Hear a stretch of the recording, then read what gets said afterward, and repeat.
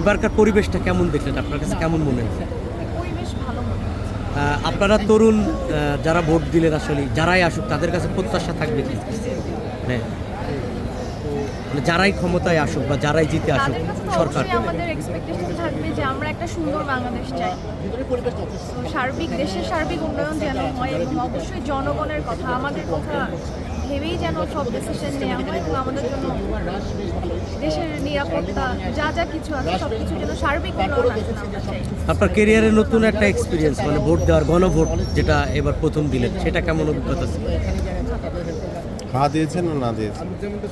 এটা তো বলবো না, এটা তো আমি সিলেই দিয়েছি, যেটা দিয়েছি আমি দিয়েছি। কোন বিবেচনায় প্রার্থীকে ভোট দিলেন? আসলে আপনার বিবেচনা কি ছিল, যেখানেই সিল মারছেন কোন বিষয়গুলো মাথায় রেখে আসলে সিলটা মারছেন?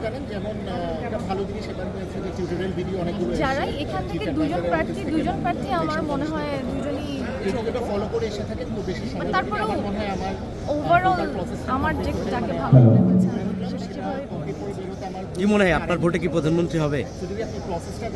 এটা তো আসলে বলা খুব ডিফিকাল্ট। শেষ পর্যন্ত আশা তো আছে, আশা যেহেতু কি? ভোট দিচ্ছেন আশা তো আছে।